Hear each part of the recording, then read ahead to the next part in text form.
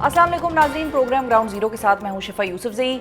इमरान खान की जानिब से 5 अगस्त को अपनी जेल हिरासत के 2 साल पूरे होने पर मुल्कगीर एहतजाजी तहरीक को नुक्ता अरूज पर ले जाने की डेडलाइन से कबल आखिरी अहम तरीन हफ्ता आज से शुरू हो गया है, जिसके आगाज़ पर और अब तक दिखाई देने वाली ऑन ग्राउंड सूरत हाल से यही अंदाज़ा हो रहा है कि PTI फ़िलहाल किसी बहुत बड़ी एहतजाजी तहरीक से अभी दूर है, या कम अज़ कम तासुर ऐसा दिया जा रहा है और मुल्क भर से कारकुनों और वोटर से एहतजाज के लिए मुतहर्रिक करने का अमल बज़ाहिर शुरू नहीं हुआ है।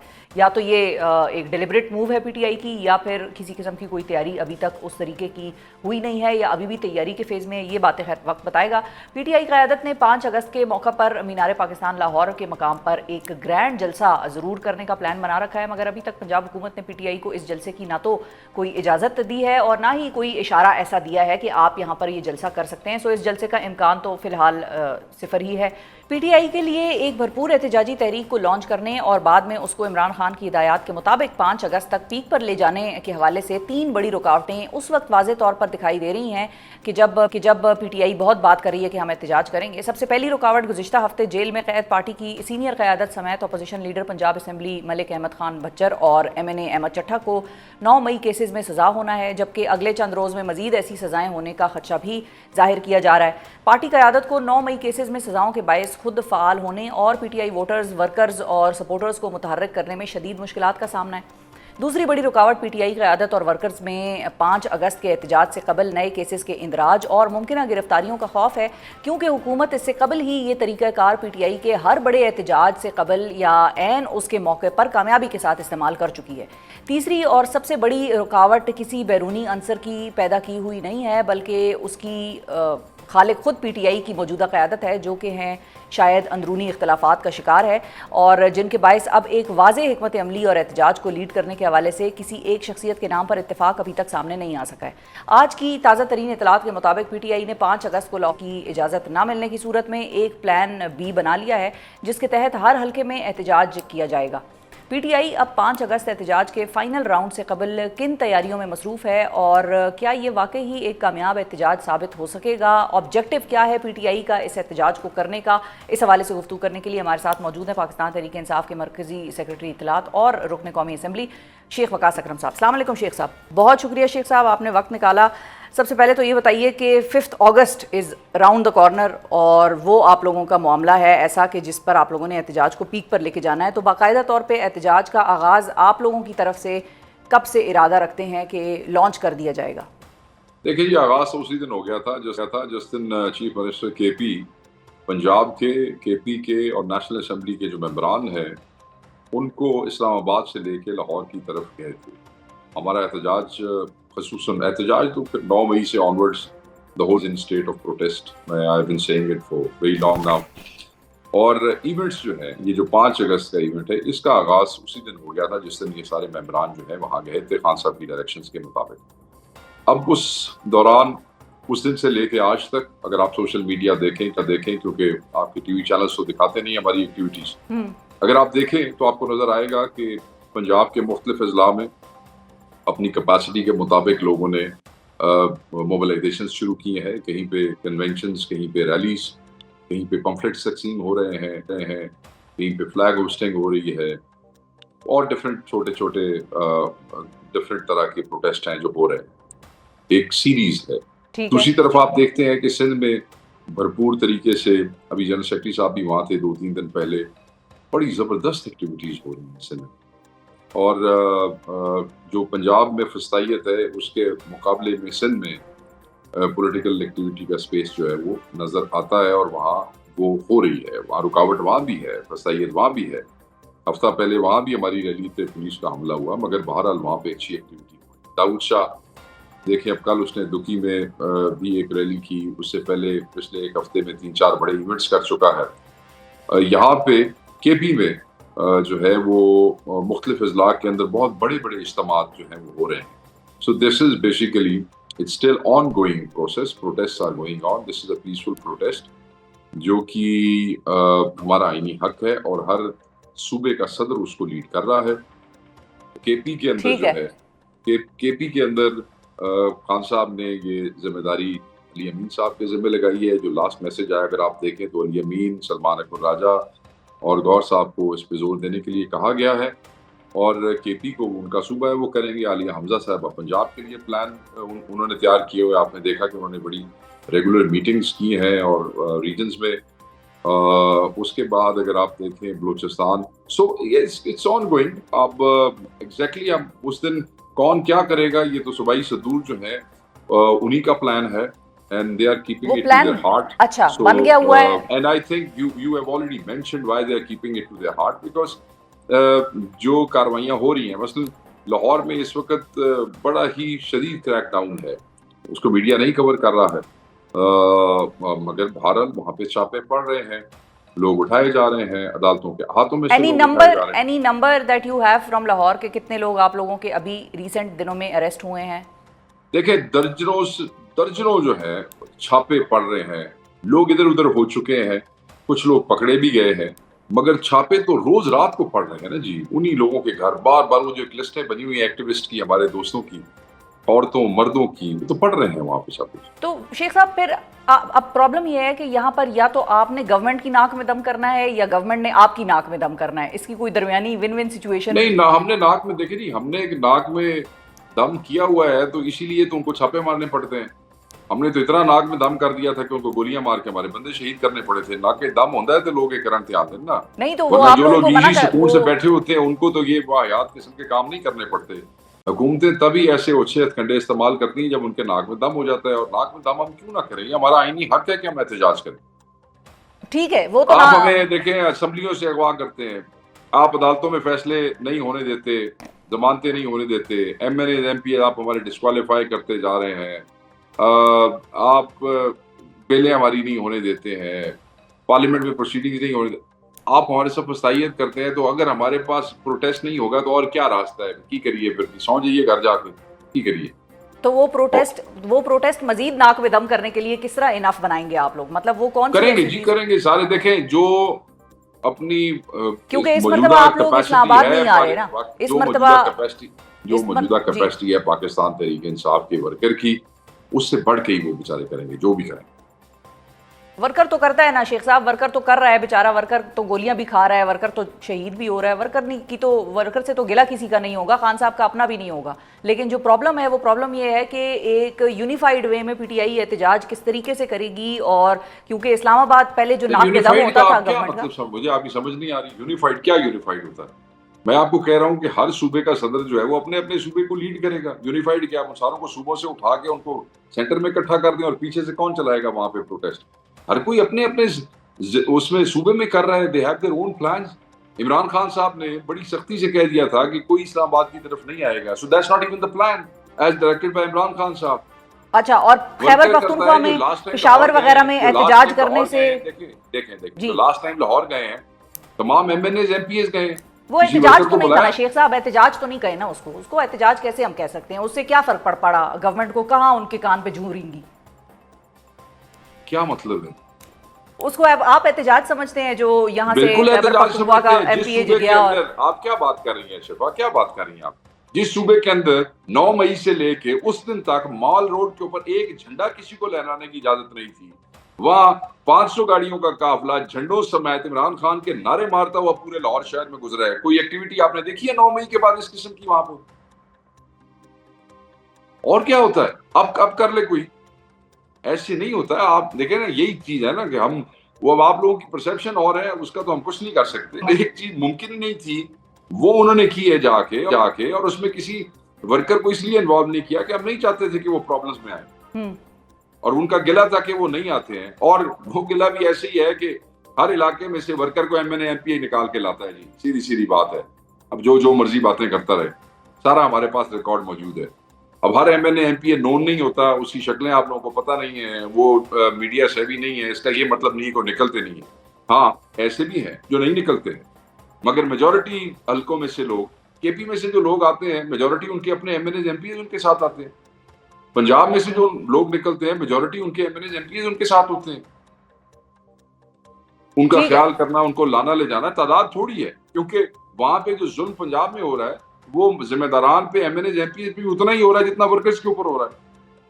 और उसके लिए जो डेडलाइन थी जो कोर्ट ने दी हुई थी कि 31 जुलाई तक की डेडलाइन है और आप लोग 9 मई के फैसले करें, तो उसके भी 4 महीने पहले वो डेडलाइन दी थी। अब 31 जुलाई को वो डेडलाइन भी लैप्स कर जाएगी, तो उससे पहले मजीद आप लोगों के ऊपर, चाहे क़यादत हो चाहे वर्कर हो, फैसलाबाद की खबरें हम तक भी पहुंच रही हैं कि फैसलाबाद में सजाओं का आपने तो इम्कान सिर्फ है। एमएनएस के नाम लिए हैं और एमपीएस के नाम लिए हैं। याद रखिएगा सरगोदे में हमारे 39 वर्कर्स भी हैं जिनको 10-10 साल की सजा हुई है। नहीं, मैं वर्कर्स की वो भी बात कर रही हूँ, मैंने तो कहा है कि जी वर्कर्स वगैरह इन सब की सजाएं होनी है, तो एक वो भी इम्पैक्ट होगा। आपको लगता है वो चीज़ इम्पैक्ट करेगी जिस तरीके से ये मैसेजिंग करने की अब कोशिश होगी कि भाई देखें, हम बात सजाएं ये देंगे है, अगर मैं तुम लोग आपको निकलोगे? बताता हूँ, ये जो सजाएं होती हैं ये ऑब्वियसली नाहक सजाएं हैं। ये सिर्फ डराने के लिए, लोगों को अपने कॉज से हटाने के लिए हो रही हैं। और इसकी क्या हो जाए, एक एमएनए एमपी जो लाखों लोगों का नुमाइंदा है, उसको एक झूठे पर्चे के अंदर आप 10 साल की सजा सुना के डिस्क्वालीफाई करें और साथ उसको जेल भेज दें, उसको सजा दे दें। वो जो 4-5 लोग बेचारे बुजुर्ग वहां पड़े हैं, जिनको 26 महीनों में एक दफा आपने बेल ग्रांट नहीं की, जो उनका लीगल राइट था, जिसमें एक सेनेटर भी मौजूद है, जिसमें वाइस चेयरमैन भी हमारे मौजूद हैं, जिसमें हमारी यास्मीन राशिद साहब भी मौजूद। तो ये टैक्टिक्स डराने के लिए ही है ना, लोगों को अपने मिशन से हटाने के लिए है। मगर आप देख लें, कोई हटा है, कोई भागा है। ठीक है। अच्छा, अब एक और चीज़ भी बताइए कि जो खैबर पख्तूनख्वा गवर्नमेंट है उसके हवाले से भी मुख्तलिफ खबरें और मुख्तलिफ सियासतदानों के बयानात, गवर्नर साहब के बयानात ऑन रिकॉर्ड हैं। वो बार बार उनको पता नहीं अचानक से बहुत ज़्यादा ख्याल आया हुआ है और बहुत ज़्यादा आया हुआ है कि गवर्नमेंट गिराएं। तो कुंडी साहब जो हैं वो तो उन्होंने तो मेरा ख्याल है पिछले एक हफ्ते में 3 से 4 मरतबा ये मेरे ख्याल स्टेटमेंट दे दी। में कुंडी जो है उसको उसकी क्योंकि उसको दिया ही गवर्नर का ओहदा इसीलिए गया है और उनकी यही जिम्मेदारी है, उनकी यही नौकरी है। और तो उनका कोई मेरिट नहीं बनता था ना, सिवाय इसके कि आप 13 इसमें वो तो गवर्नर बने भी।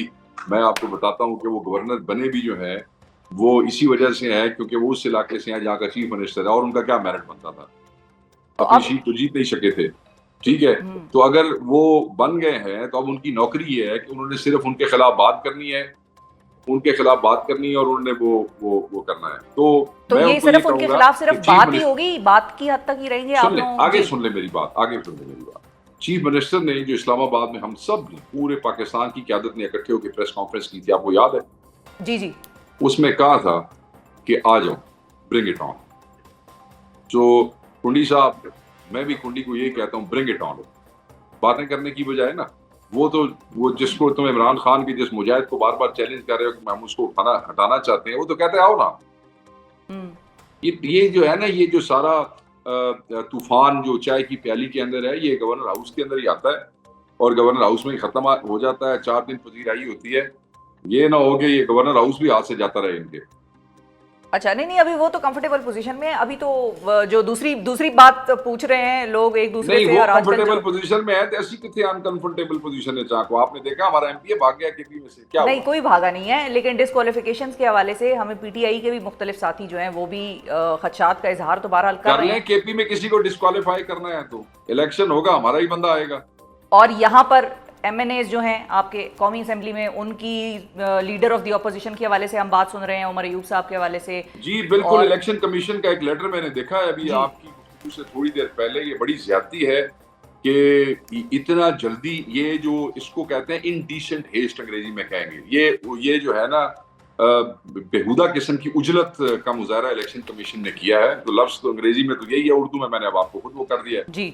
मतलब है कि अभी वो जो उनकी उसके बाद एक पूरा प्रोसेस है, वो प्रोसेस के मुताबिक वो उसको जाएगा।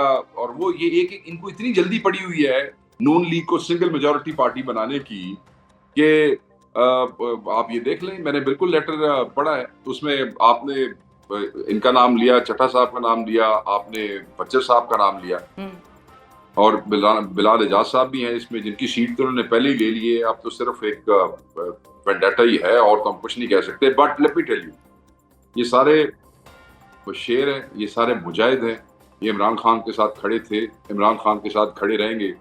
सीटें जो हैं वो मैटर नहीं करती हैं, सीटें इमरान खान की ज़ात के लिए। मेरी इन सब से बात हुई पिछले हफ्ते, इन्होंने अच्छा। कहा कि हम जूते की नोक पे रखते हैं ये सारी सीटें, जहाँ इमरान खान की ज़ात है हम उसके साथ खड़े थे और खड़े रहेंगे। सो कर लो जो करना जो। ठीक है। अच्छा, अब 2 साल मुकम्मल होने के वाले हैं खान साहब को जेल में, और जिस तरीके से उनकी रिहाई मुमकिन नहीं हो पाई, चाहे उसमें कोई भी हम फैक्टर्स कंसिडर करें, चाहे गवर्नमेंट की फस्तायत का एक सारे ही फैक्टर फैक्टर कंसीडर करें जी, चाहे नहीं जी, सारे करें ना जी। जितने गवर्नमेंट फैक्टर की। है सारे कंसिडर करो तुसी। अच्छा, तो अब फिर उसकी जिम्मेदारी हम किस पे आयद करेंगे? क्या सारी जिम्मेदारी गवर्नमेंट की है, सारी जिम्मेदारी एस्टेब्लिशमेंट की है जो कि? अच्छा, ये आप सवाल मेरे, आप शिफा, आप माजरत, आपके बड़ा एहतराम है, ये सवाल बनता नहीं। सारी जिम्मेदारी जिस हुकूमत ने इमरान खान को नाहक अंदर रखा हुआ है, जिन्होंने अपनी 26वीं तरमीम के बाद के बाद जज अपने लगा लिए हैं, जो फैसले नहीं होने दे रहे, ये सोल इनकी जिम्मेदारी, जिन्होंने उनको अंदर किया है, जो मुलाकातें नहीं करने देते हैं, जो फैसले हक में नहीं होने देते हैं। चंद बेवकूफ लोग जो हैं वो सोशल मीडिया पे कहते हैं जी कि ये जी पार्टी वालों की, पार्टी वाले मर गए हैं, 14 शहादतें हो गई हैं, 19 से ज्यादा शहादतें 9 मई को हुई हैं, एमएनए एमपी डिस्क्वालीफाई हो गए हैं, एवरेज के ऊपर एमएनए एमपीएस के ऊपर 54 25 50 पर्चे हैं, लोग अपने घरों में नहीं जा सकते हैं, वो लोग जिम्मेदार हैं। और जिन्होंने अंदर डाला हुआ है, जो मिलने तक नहीं देते, जो जजों से फैसले तक नहीं होने देते, उन कोई गुंजाइश 1% की भी नहीं है। जिन्होंने डाला है, जिनके खिलाफ हम लड़ रहे हैं और जिस लड़ने की पादाश में एमएनए एमपीएस को सजाएं हो रही हैं, सिर्फ वो जिम्मेदार है। ठीक है।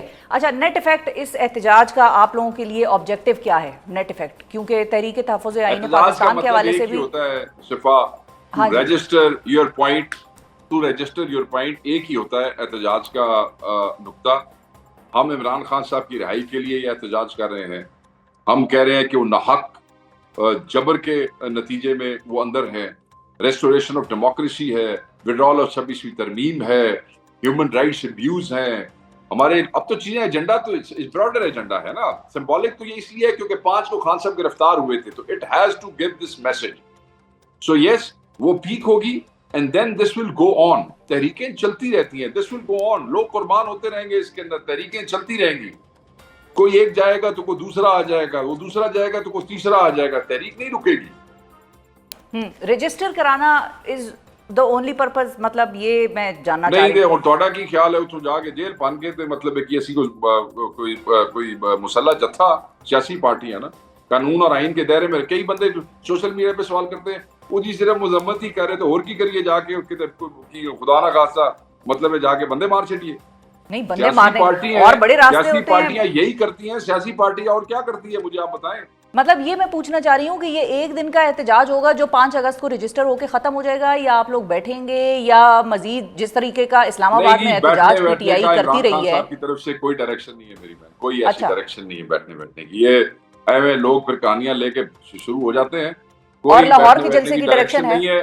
सूबाई सदूर सोली रिस्पॉन्सिबल हैं अपने सूबों के अंदर चीजें डिजाइन करने के, और जनरल सेक्रेटरी ऑफिस के साथ उनका लियाज़ोन है, वो उन्हीं के साथ कर रहे हैं, बैठ के जो कर रहे हैं। जैसे जैसे जो इन्फॉर्मेशन मुझे सेक्रेटरी जनरल ऑफिस या क्या इसे कहते हैं सदूर की तरफ से आती रहेगी, मैं आप लोगों से शेयर करता रहूंगा। मेरी सोल जिम्मेदारी यही है। ठीक है। अच्छा, और लाहौर जलसे की इंस्ट्रक्शंस हैं खान साहब की तरफ से कि मीनार पाकिस्तान पे देखें जी, हमें इजाजत दे दें तो हम जरूर करेंगे जी। नहीं, उन्होंने कहा है, खान साहब ने कहा है, मैं ये पूछ रही हूँ। खान साहब ने तो एक ब्रॉडर इंस्ट्रक्शंस दी हैं, ठीक है, उसमें जो स्पेसिफिक्स हैं वो सलमान अकम राजा साहब और सूबाई सदूर के पास हैं जी, मगर वो स्पेसिफिक इस तरह नहीं है। एक जनरल ब्रॉडर है ना, जब आप कहते हैं कि एहतजाज पीक पे हो, तो that is not only one जलसा।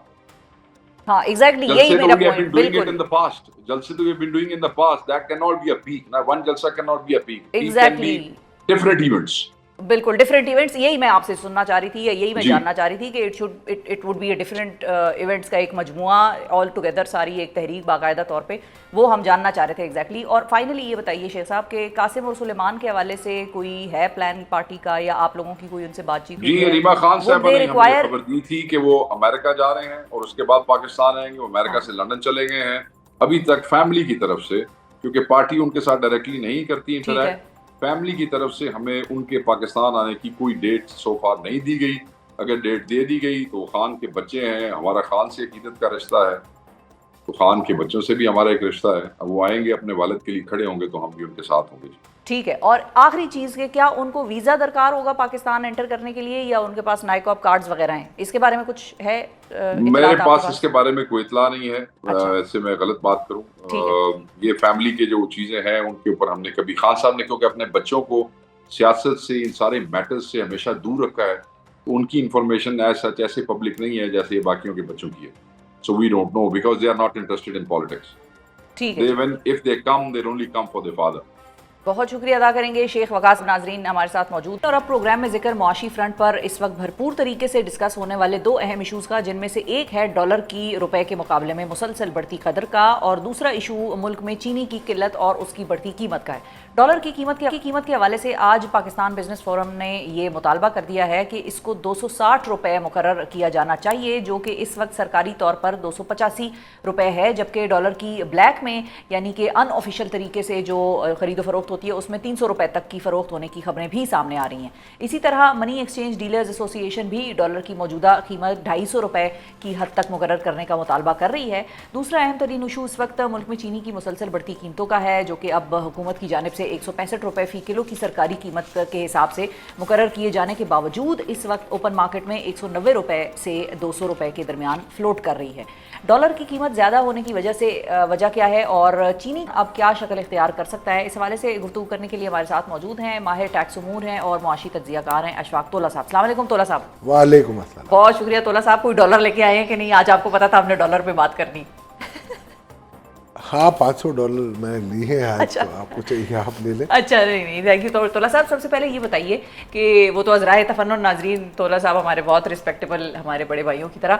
सो तोला साहब अब ये बताइए कि लास्ट टाइम जब आप शो पे आए थे तो सबसे पहले you were the first one कि जिसने ये बात की थी, और उसके बाद वो आग की तरह मार्केट्स में फैल गई कि डॉलर का जो रेट है वो क्रॉस कर जाएगा 300 रुपये की हद, अगर पाकिस्तान की हुकूमत ने इसके हवाले से कुछ सोचा ना और अपने मेजर्स को ठीक ना किया। और आज पाकिस्तान बिजनेस फोरम भी डॉलर की कीमत को 260 रुपए तक लाने का मुतालबा कर रही है। तो क्या ये हम कह सकते हैं कि डॉलर की कीमत जो इस वक्त मार्केट्स में चल रही है वो मैनिपुलेटेड है या वो मसनूई तौर पर कदर मुतय्यन किया हुआ है उसको हमने? बिस्मिल्लाहिर्रहमानिर्रहीम। शिफा, देखिए एक साल से ज़्यादा बरसा हो गया मैं कहता आ रहा हूँ कि 235 से ऊपर का डॉलर नहीं था और आर्टिफिशियली हाई रखा गया था, क्योंकि आप मल्टीलेटरल IMF के मेरा ख्याल है एग्रीमेंट में हैं और उनका ये कहना था कि आप डॉलर की कदर को ऊपर रखें। उसमें कुछ चंद हमारे ऐसे अनासर भी हैं जो एक्सपोर्ट से रिलेटेड है। वो ये चाहते हैं कि जी डॉलर हाई मिलता रहे उनको। जब डॉलर की कदर व कीमत हाई हुई और रुपये डी वैल्यू हुआ तब भी उन्होंने माशाल्लाह बहुत पैसे बनाए और अब भी वो चाह रहे हैं कि इनके मुनाफे में रुकावट कोई ना आए। देखिए, मैं हमेशा ये कहता हूँ कि मैं खुद, मेरे लिए वो बहुत अजीज़ है। आज जो वैल्यूएशन है, आज की वैल्यूएशन 30 जून की मैं डेट की दे रहा हूँ, 243 रुपये 32 पैसे, ये हमारी वैल्यूएशन मॉडल में आती है। अच्छा। इट इज़ नॉट लाइक जी I woke up on the wrong side of the bed और ये वैल्यू आ गई। अब आप आ जाएं, ये पहले भी हमने 235 की थी तो गोल्डमैन सैक 223 कह रहा था या 224 कह रहा था, ऑप्टिमस 243 कह रहा था और हम बीच में थे। अब सबसे पहले हमने शुरू किया, फिर इसके बाद ब्लूमबर्ग ने एक दी थी कि जी अगर $14 बिलियन का हो जाए तो 350 का डॉलर होगा। फिर हमने इसको वर्क बैक किया तो वही 240 का आ गया। प्राइम मिनिस्टर साहब भी कह चुके हैं, डिप्टी प्राइम मिनिस्टर भी कह चुके हैं, आर्मी चीफ भी कराची में कह चुके हैं। अब आप मुझे एक बात बताएं कि क्या इतने लोग तो झूठ नहीं हो सकते? अब क्या अगर कोई कदगन है आपके ऊपर तो आप कौम के सामने रखें। हम तो सच की बात सुनना चाह रहे हैं और अगर कोई ऐसी कदगन किसी ने कर दी है तो हमें कोई प्रॉब्लम नहीं है, बट हमें पता होना चाहिए मुनसल कौम, हम इसका फैसला देखेंगे कि क्या किया और अगर किसी ने गलत किया है तो उसको भी सज़ा मिलनी चाहिए। यानी कि अब आपके नज़दीक वो स्टेज आ गई है कि हुकूमत अब जो भी करे सच बताए कि डॉलर 260-50 का क्यों नहीं है, क्यों ऊपर रखा है, क्यों ऊपर और 2 साल से आप क्यों ऊपर रख रहे हैं जब इसकी कदर व कीमत कम है। अच्छा, और इससे नुकसान क्या हो रहा है ये भी ज़रा बताइए। मैं आपको बताया तो सबसे बड़ा नुकसान तो सबसे पहले आपको ये हो रहा है कि महंगाई की कदर व कीमत में इजाफा रहा। अब मैं आपको आज बताता हूँ, आपका 11% का पॉलिसी रेट है, ठीक है, जो आप घटाना नहीं चाह रहे।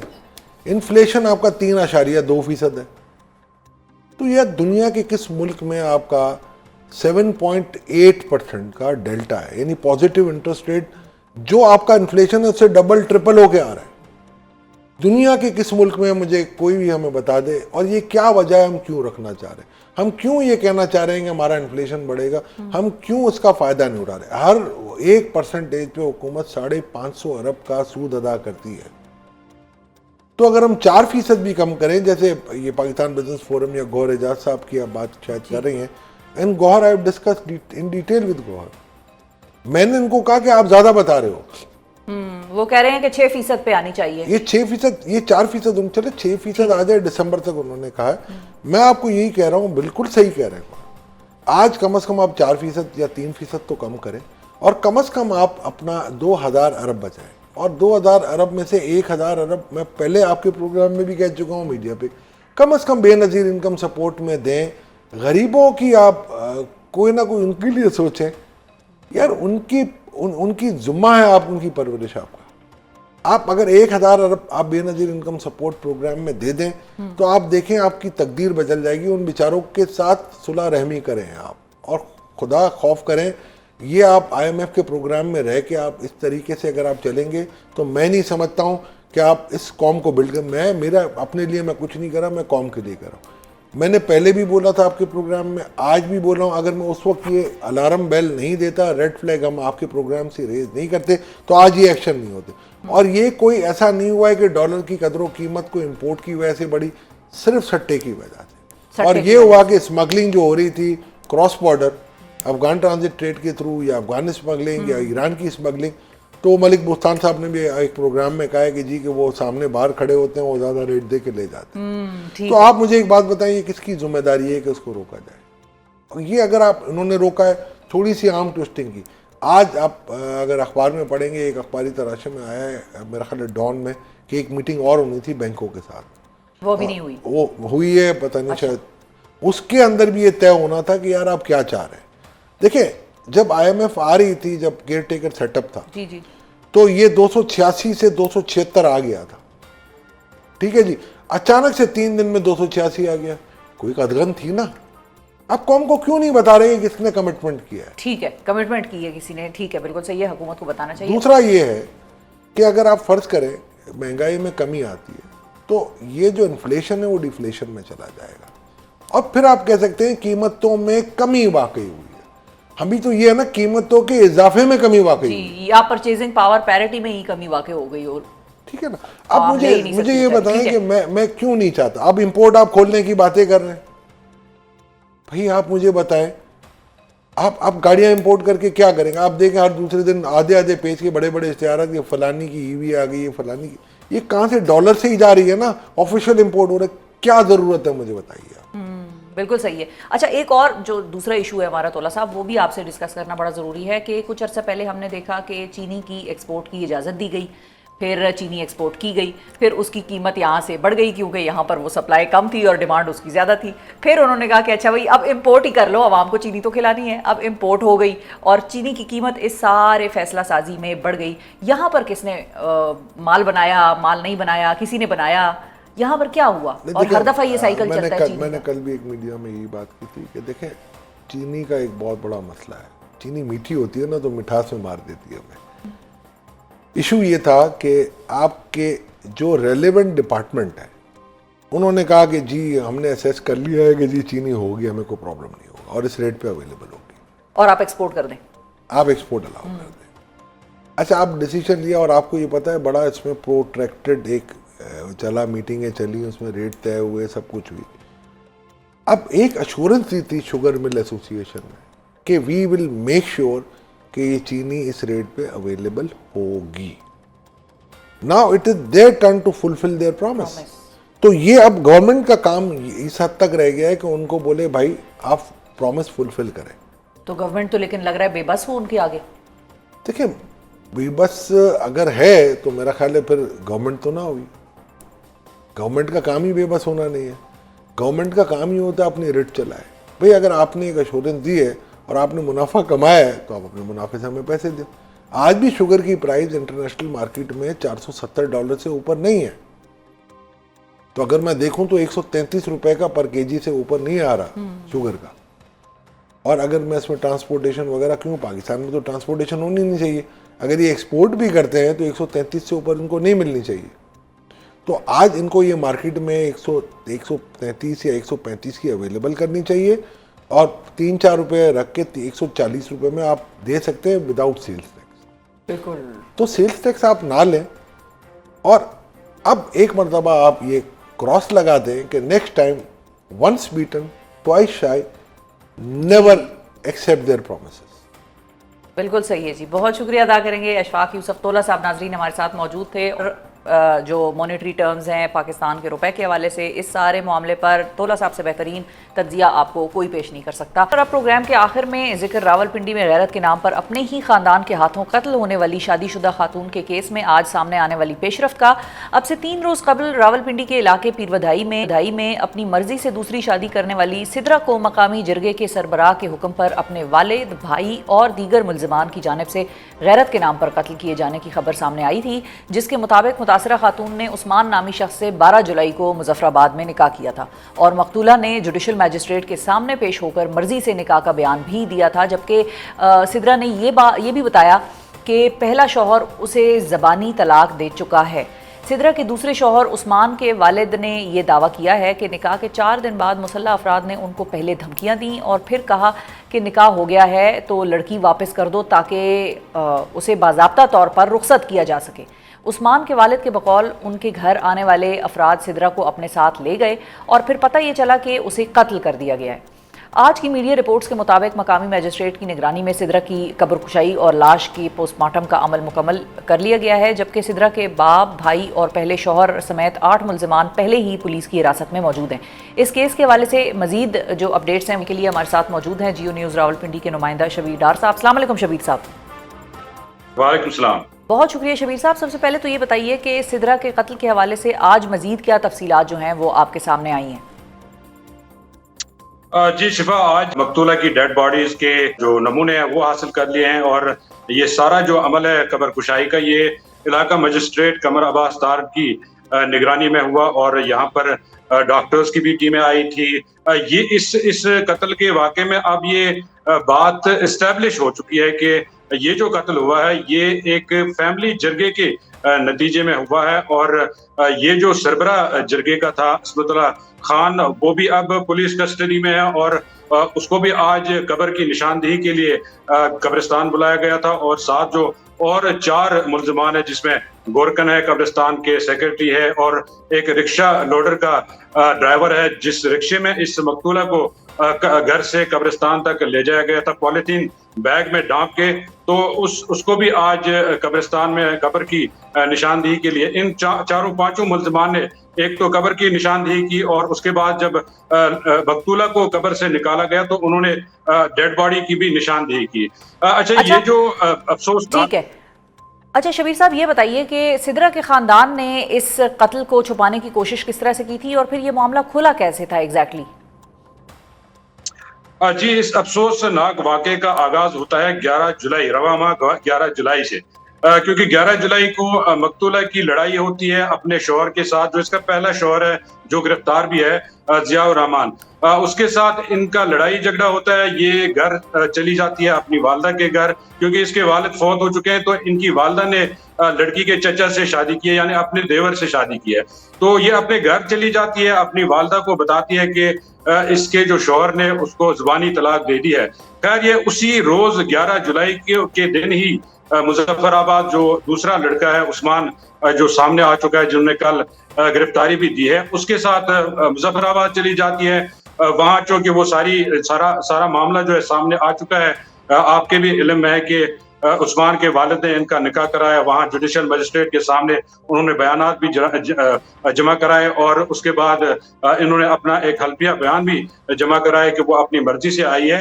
अच्छा, ये 12 तारीख तक ये मामला है। उसके बाद 12 तारीख के 4 दिन बाद जो लड़की की फैमिली है, जो इस्मतुल्लाह खान है और इनके बाकी जो चचा हैं, वालिद हैं, वो रावलपिंडी से मुजफ्फराबाद चले जाते हैं, लड़की को तलाश कर लेते हैं और उस लड़के के घर चले जाते हैं जिस लड़के के साथ लड़की ने दूसरा निकाह किया था, और वहां पर ये असला समेत उनके घर में दाखिल होते हैं, उनको डराते धमकाते हैं और जबरदस्ती लड़की को वापस ले आते हैं, ये कह करके अब जो कि निकाह हो चुका है लिहाजा हम लड़की को बाकायदा तौर पर इज्जत से रुखसत करेंगे। लेकिन जब ये लड़की 16 तारीख को घर इसको लाया जाता है रावलपिंडी फौजी कॉलोनी में, तो उसी रात दोनों फैमिलीज का जिरगा बैठता है, दोनों फैमिलीज के लोग बैठते हैं, उसकी सरबराही इस्मतुल्लाह खान करते हैं। और इस्मतुल्लाह खान ठीक है। चूंकि इस फैमिली का सरबराह है, उसने ये बताया कि ये हमारी रवायत के खिलाफ है, लड़की घर से भागी है, लिहाजा इसको कत्ल किया जाए। उसके बाद इस लड़की का गला दबाया जाता है और